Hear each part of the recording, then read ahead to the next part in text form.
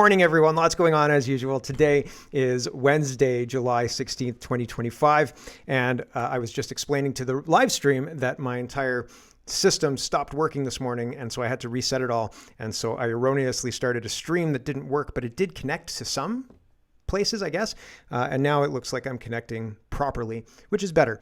Anyway, Public Safety Minister was caught writing letters for terrorists, meaning the terrorist committed a crime, was connected to the terrorism that he committed, and our current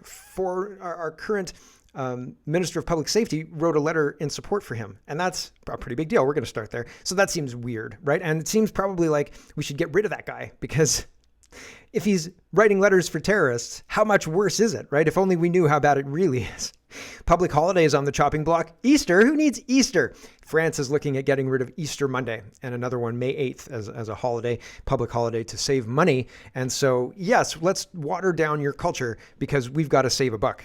Very, very interesting. Look what happens. They burn Notre Dame and it gets worse, right? And then they take away Easter. Chris Carbet is released, and so that's good. I find it interesting. We were talking about it recently, and Tamara Litch was highlighting that he was granted bail on June 30th and not released until yesterday, apparently. So I've got that news.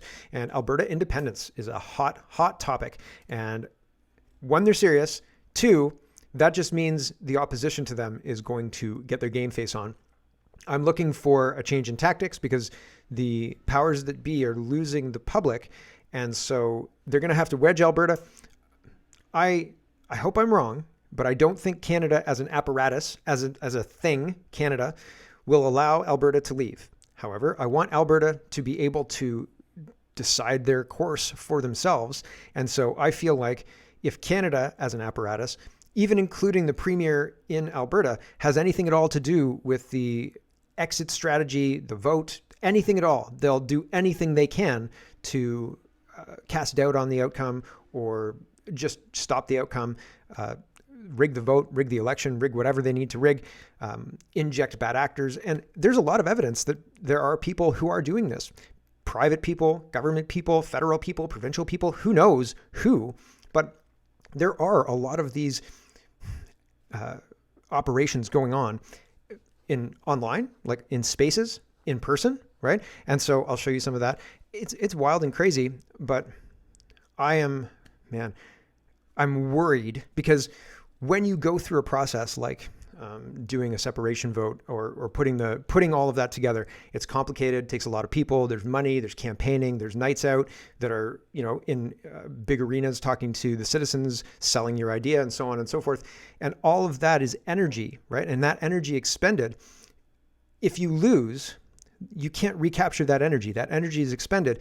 And so if you lose, you don't have the energy to do that again, right? And so it's similar to Pierre Poilievre losing his seat. It's similar to the Conservatives not winning this election in 25. Meanwhile, I don't think the Conservatives would have, quote, fixed it. But it takes all the stuffing out of the public who wanted the change, right? After Carney won, there wasn't a big push broadly for another election, right? The Conservatives didn't vote for to vote down the throne speech. They're supporting the Liberals broadly and a whole bunch of other things. So I find that all very, very interesting. Same applies to Alberta separation. If you fail, then all of the stuffing gets knocked out of the whole movement, and it doesn't reconstitute, even if things get worse for a while. Okay, so I feel worried that we're being played. Okay, Alberta, I worry about you guys, and I worry about Canada, but I worry about Alberta because they've got a strategy like they can fix it. And I feel like the citizens think they can fix it. And I think we're being played, okay? Just like we were before the 25 election. So hope I'm wrong. Lots to get to. Let's get to it first. We've got to do our grab bag of governance. I was going to start with the 2030 agenda with France. I was going to talk about U.S. trade to start out with, but I think this is more important, honestly, and Canadian. So we'll do that. Here's Casey, and he says, you can't make this stuff up. You just can't. Canada's Minister of Public Safety, our equivalent to the Department of Homeland Security, has written immigration support letters for a known terrorist. Wah, wah, right? Like, who loses? Canada loses. Canada is the one who loses here. Stewart says, border security. Last week, federal court upheld a CBSA decision rejecting the immigration application of a Sri Lankan man on the grounds that he was a terrorist group member. The decision mentioned that the evidence in the case included a letter of support for the applicant by an MP who was not named. Curious, we read through the hefty court file and discovered that the MP was Liberal Gary Anasandagri, who is now the Minister of Public Safety, making him responsible for national security. Wah, wah, right? Like, so Canada, man, we're terrible. We suck. On Monday, the minister released a statement defending his actions. So great. Please check out the remarkable story of the minister and the terror group member. So, man, Canada's in real trouble and nobody appears to really care. Do you think that the press is going to push Carney on this? Or can you keep him in the ministry position knowing this information? Did you know beforehand? So on and so forth. Leo Housakis is responding to Mercedes Stevenson. She says, before joining cabinet, public safety minister wrote immigration support letters for terror group member.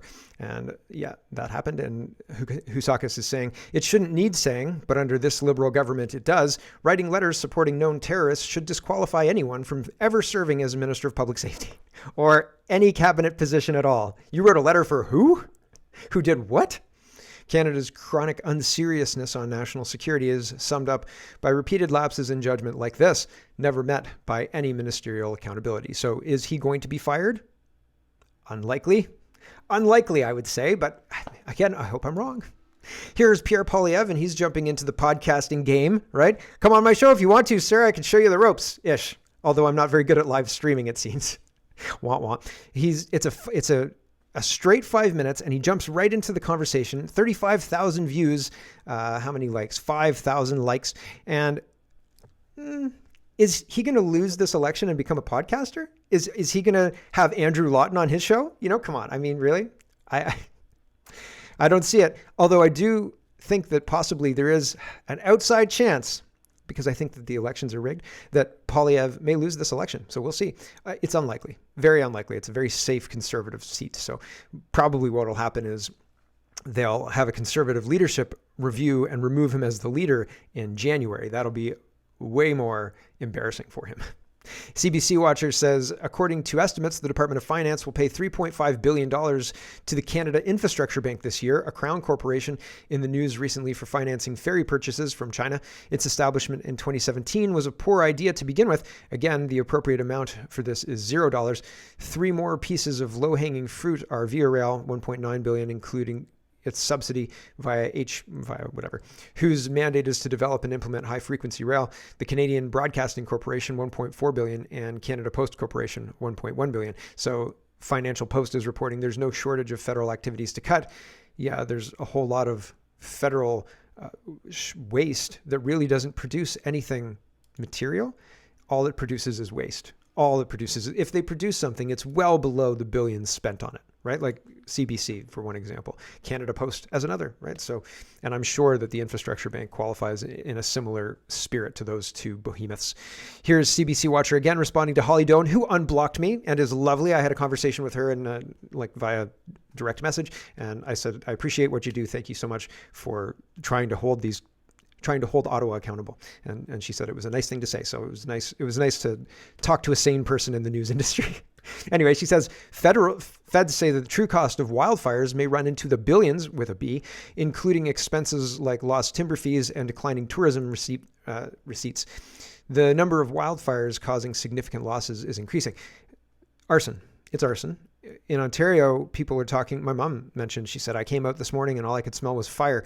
And I said, oh, because it didn't smell like fire yesterday afternoon, and I didn't realize that there was a wildfire burning in Northern Ontario at this point in time. Because usually when I do my show and there's wildfires, I can feel it because I need to have a drink. If I don't have a drink, my throat goes dry. So, and usually I have a drink, but I'm a little late because I have to do the camp drop off. So, womp womp. Anyway, regardless of all of that, usually I can feel it just in my garage, but I didn't feel it yesterday, and so I was surprised. But it's arson, and it's being used to bolster the narrative of climate change. And I think that that's irresponsible and not something that a government that is working for its citizens in good faith would do. Personally, I think that. Here is Dacey, and he's trying to hold Mark Carney accountable, and he's asking, look inside yourself, Mark Carney. Do you have any answers for Canadians? Mr. Is a tariff-free deal still possible? We're looking for an English clip, sir.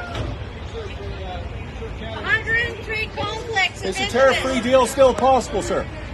Mr. Carney, you said you had no possible conflicts of interest. We now know you have 103. Mr. Carney, Mark, look inside yourself. What do you have to say to Canadians who feel they've been lied to?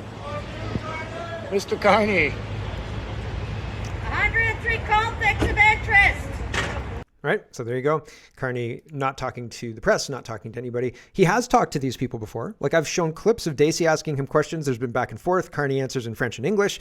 They get closer than they were able to get in that clip as well. I have seen, and you could hear the protesters in the background saying F you Carney, and 103 conflicts of interest, where he lied and said that there were no conflict of interest. So they're very concerning things coming from a prime minister. And so it's interesting now, not so cocky, not so willing to engage. And that's interesting to watch too. Here's Blake, and he says, this guy ran for Toronto mayor and he's blocked me. So it's interesting who blocks me. I find it very interesting.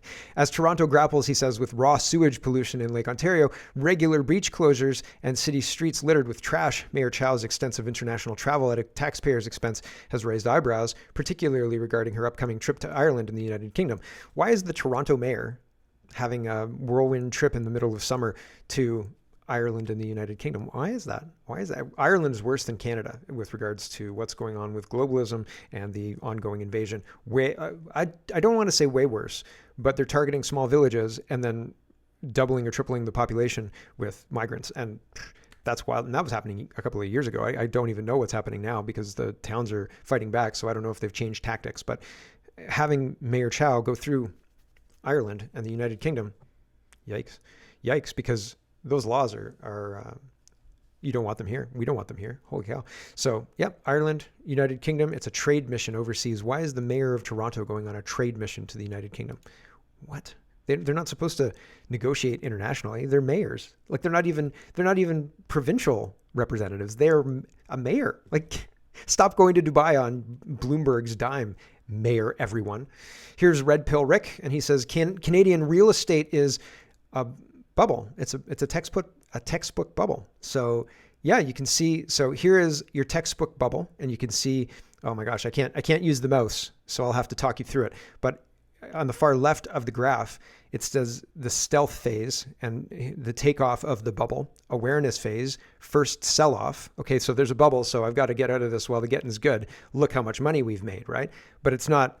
That's not even the beginning of the really, really high increases yet. Bear trap happens, media attention, enthusiasm, greed, delusion, new paradigm hit right at the top. It's a new paradigm of borrowing, right? And then the paradigm breaks and sales start to flounder and people are making less money, right? And then you get a rebound, bull trap and a rebound, and then the market really tanks. Fear, capitulation, and it goes below the mean, so below what was happening previous, and then despair happens. And so where are we on this scale? You can see the artificial holding up of the asset after the bear trap, and then the return to normal begins, but no return to normal begins on our bubble. You see, our bubble hasn't popped yet. So you can see from June 2005 or January 2005, and it goes all the way through, and it goes through exactly this line. It's really quite something. And then maybe there was a false top here too. Do you see the January 2017? You got a reduction, and then it looks like it's supposed to break then, but it didn't break then, right? And then up on between January 21 and January 23, looks like 22. January 22, it breaks, right? And so it's interesting because the prediction, if things were not monkeyed with, we should go down and return to mean after despair. Like we should bottom out below mean and then return to despair. But they don't want that to happen because they lose control. So they're going to keep bringing people in and keep propping up the system with those people and that Ponzi scheme. This is the Ponzi scheme. And they'll say this is a new paradigm. And they'll try and prop it up as long as they possibly can with every trick in the book, because this maintains their control. Okay? I find it interesting. It's terrible. We're being abused. But I find it so interesting to watch that people are watching this and going, okay, yep, that's just how much houses cost now. If you want a house, you got to have $1 million. I'm sorry. That's just how it is. Whew. Wild. Josh says, if your country needs endless population growth to function, you do not have an economy. You have a pyramid scheme. Yes. Yes. Thank you. Other people see it. Maybe kind of, sort of. This doesn't fit anywhere else. I don't have a COVID section today. Although there is copious amounts of COVID news, and it's what we thought. And I don't want to waste your time with it and not waste your time because it's important news, but this is part of the broader war. They're not going to admit a mistake here. This is part and part. mRNA technology is the next step, and they're not going to give that up. And so the battle rages on with regards to all of that. But the people who run everything, they want that to go forward. So extrapolate, please. But Kayla says she got the Moderna shot. She woke up paralyzed. She was diagnosed with vaccine-induced traverse myelitis, offered MAID instead of real medical care. 3 years later, no compensation, still fighting, still here. And they're removing the March of Dimes support, PSW support, and a lot of other things. So her care base, her ability to look after herself with support that people who are paralyzed typically get, is at risk. And so it's a terrible story, and I don't know how to fix it because it seems like there are so many things broken, and the way to fix it is, well, not how we've traditionally fixed it. Although Greg yesterday made a great point. He said there's enormous political power wielded by people who aren't even citizens, and they hold protests and they put pressure on the government and they do media, et cetera, et cetera, et cetera. And, nobody represents the people in Ontario who just want a sane government who focuses on Ontario, who focuses on good policy, driving further ease of life, riches, things like that for Canadians, Ontarians who live and work in Ontario, rather than, what about those people in Gaza? What about those people in the Middle East? What about those people, blah, blah, blah. Oh, we should bring them here. No. Why are we focusing on this? It's wild and crazy. So there are people out there who want that, I think, and there are a lot of them. But as Greg was pointing out yesterday, there's no group. There's no way to talk to those people about that. No medium. And so I think that's interesting as well. CNBC says France, moving on, 2030 agenda, France flirts with cutting into 2 public holidays. The headline is burying the lead on purpose, mind you, right? Because you're like, which public holidays, right? Labor Day? What are you going to get rid of, France? And so the French government suggests that the public holidays could face the axe are Easter Monday. Get rid of that Easter. Ooh, it's like those Easter worshipers will mind, but nobody else will mind, right? And they've imported enough of everybody else that the Easter worshipers are minimal, right? Because you can't say Christians in modern newspapers, apparently. I don't know. But yeah, Easter Monday and May 8th, which is a war celebration, but I can't remember which war celebration. So apologies that it's not off the top of my head. The Arc de Triomphe. Yeah, okay. So it's the anniversary of VE Day, Victory in Europe Day. That's it.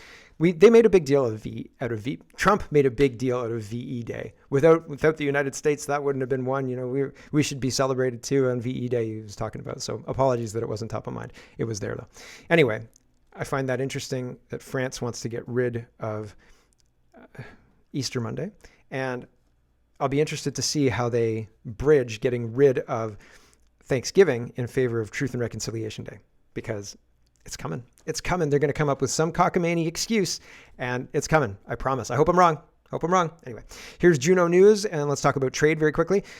U.S. President Donald Trump threatens a 35% tariff on Canadian exports. A consumer policy expert says Canada's decades-old supply management regime is a core obstacle to resolving the trade dispute with the U.S. I've been talking forever.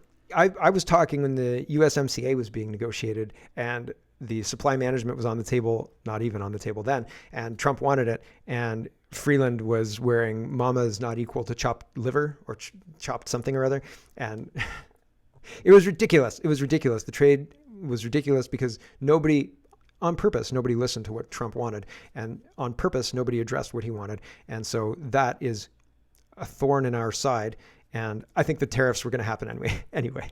I think the tariffs are a crowning feature because it shifts the way government is funded. It takes the onus off the taxpayer and shifts it to people who want to do business with the United States. And the businesses don't mind paying, right? And so yes, costs may be passed on to the taxpayer to a degree, but by and large, the businesses just want access to that market, because without that market, the business doesn't exist. So will they pay 35% to access the market? Yes, absolutely they will, for sure, more, right? So, and I mean, there are things like copper, et cetera, et cetera, et cetera. Trump's offered a way out, right? Aluminum, steel, all of that stuff.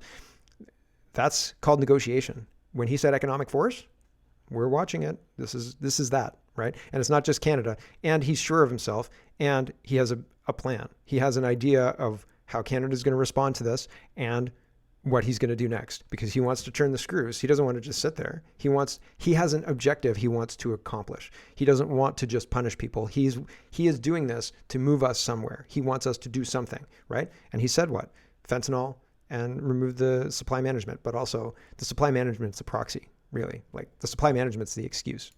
It's a meaty one, right? And 400%, blah, blah, blah, blah, blah.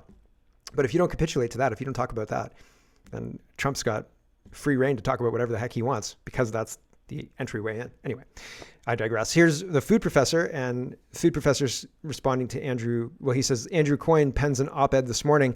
There may be no way of dealing with Trump that works. No shit, Sherlock. Some of us figured that out months ago. And food professor says, Canadians in March, Mark Carney will charm the tariffs away and out-negotiate Trump. Canadians in July, tariffs are going to be part of this. The best deal possible includes keeping the tariffs. Reality called lower your expectations. Yep. So it's very interesting. Here's Pierre Poilievre. He says the Prime Minister is now conceding that American tariffs on Canada will be part of an eventual deal. Another unilateral concession from a man who said he would never back down to the U.S. president. So yeah, he is accepting the new tariffs and saying, well, they're probably going to stick around because we don't have anything that we're willing to give. We're willing to negotiate that will impact that. And that's unfortunate, because I think all Trump is asking for is a reduction in supply management, which hard no from Carney, right? Hard no from Carney for sure. And fentanyl, the reduction and removal of the fentanyl trade going from Canada into the United States. And that's, again, Carney pretends that there is no fentanyl trade. There is nothing to worry about, nothing to see here. Sorry about your luck. So we couldn't possibly do anything. So that's a non-starter either. So that's interesting. Here I found this is done last night. This is a town hall in Alberta. He just says, I don't want to back it up because it can be, I guess I could 34.49. See, it's 34.27. That's okay. We'll back it up a little bit. He says here, this is the end of Danielle Smith answering the last question. And then when she passes back to the moderator says, we've got one more question in this, and then we'll move on to the next thing. I don't think this guy gets an answer, but the question is interesting. And Danielle Smith, they don't answer it, I guess. Here we go. At a subsidy, we could say, well, you can choose to do that, but we will presume the market rate and what the revenues would be at that market rate. And if you choose to subsidize, that's on you, but you can't get that from the rest of the country. So there's two things that we could put in there for conditions. I love listening to what you got to say. That was in response to a question about equalization payments and like how can we deal with Quebec? Like we send billions of dollars to Quebec, and they have natural gas that they could bring to market, but they're not bringing it to market. They're just stealing our money. Why are they stealing our money? Why can't they just develop their own resources? And Smith said what she said, like we could have a system saying you have these resources, and so we're not going to pay you equalization because you chose not to develop these resources. And then here's the next question. That's it. Thank you. Okay, we're going to allow one more question on this topic. We're going to roll to the next video. Go ahead, sir. Hi, my name is Corwin Wilwork, and I'm from the Stettler area. Your video said it's Ottawa continues or has ignored us and will continue to ignore us. It doesn't matter what we do here tonight or what the outcome of this is. They will continue to ignore us. There's one question only, that needs to be on a referendum, and that is, do you support Alberta exiting Canadian Confederation and becoming a sovereign nation? At that point, then you'll be able to negotiate with Ottawa. Then you'll be able to negotiate with Quebec. Without that, they will continue to ignore us. If they do not know that we are serious and we can leave at any point in time, we will not ever get a pipeline to the Atlantic Ocean. It is time to put the separation question on a ballot so that Alberta people can decide. Thank you. Thank you. I would say we're off and running, wouldn't you?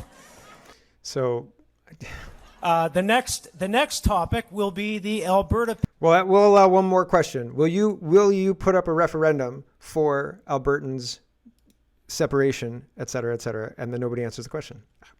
So it's typical. This is Canadian politics, right? Hello, did you not understand the question? Like, will you? Yes or no?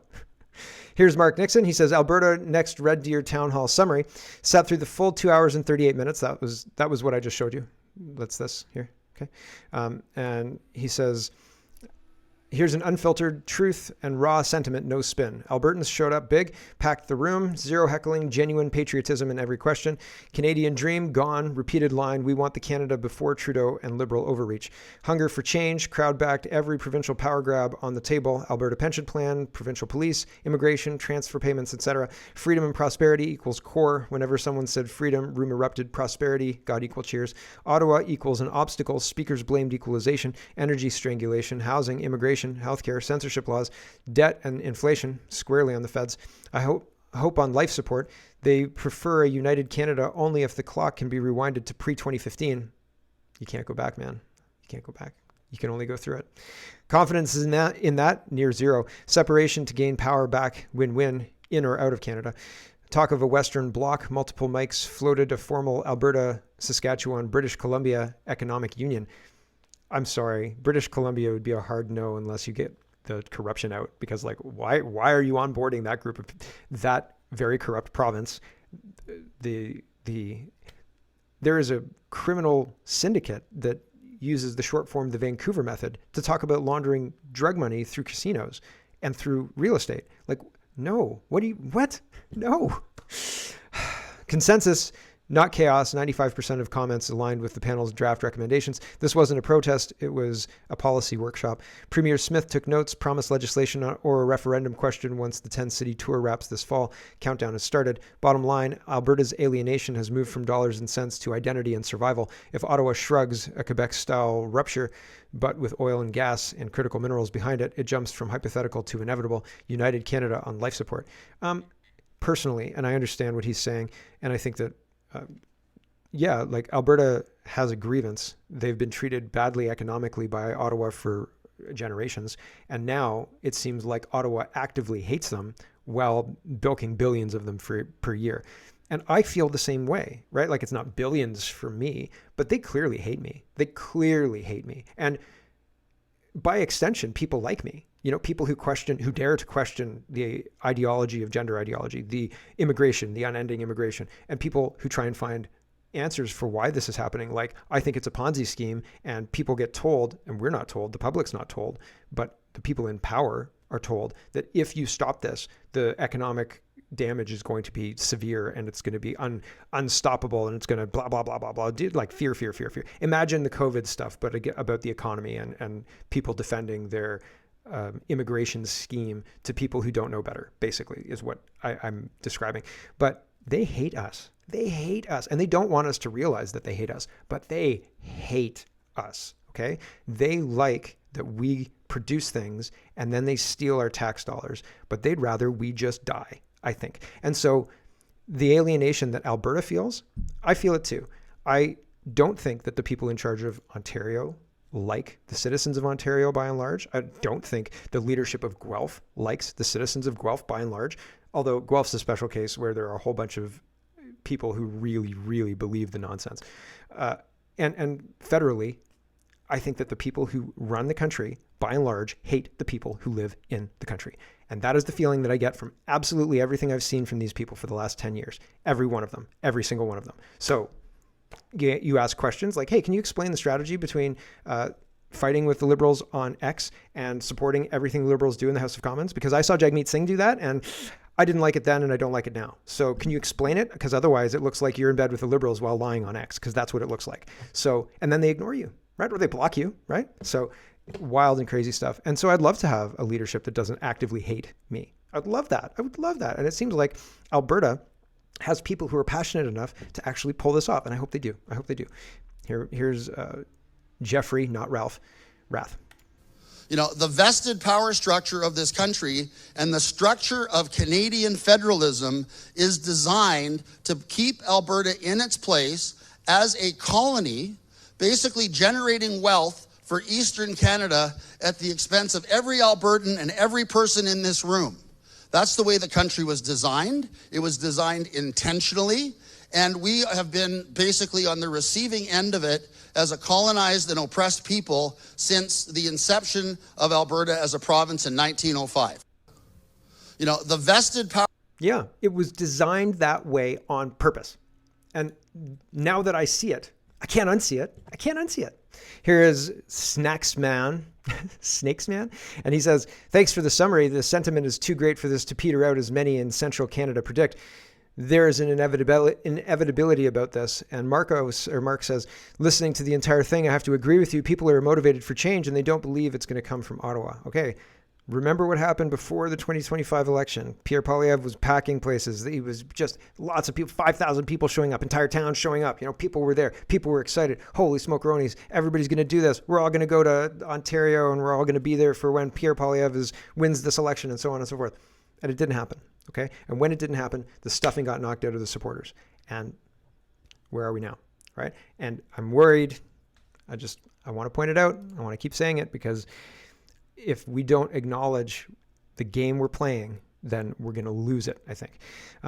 We got to do crime. I'm going to do crime really quick because this is just egregious stuff, and then free speech, and then we're going to cut it off for the live stream.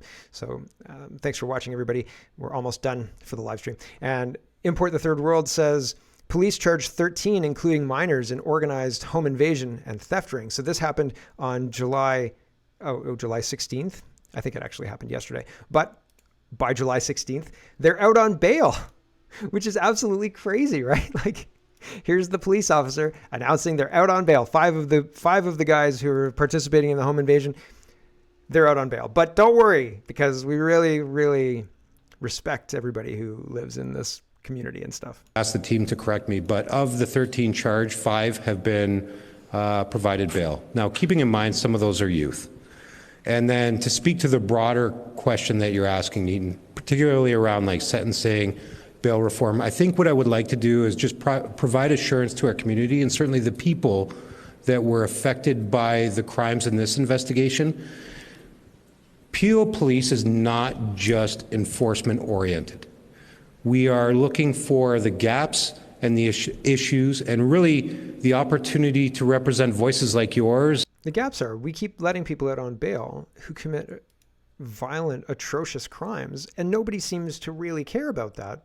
Violent people are being let out of jail while people like Chris Carbet rot in prison, right? While people like Greg and people like me and people like Spencer, et cetera, worry about lawfare if you make a mean joke, right? Or if you say something that somebody takes offense to where you didn't mean offense necessarily. And I just think all of this is meant to shut down anybody who has a legitimate issue and make our streets unlivable, unsafe.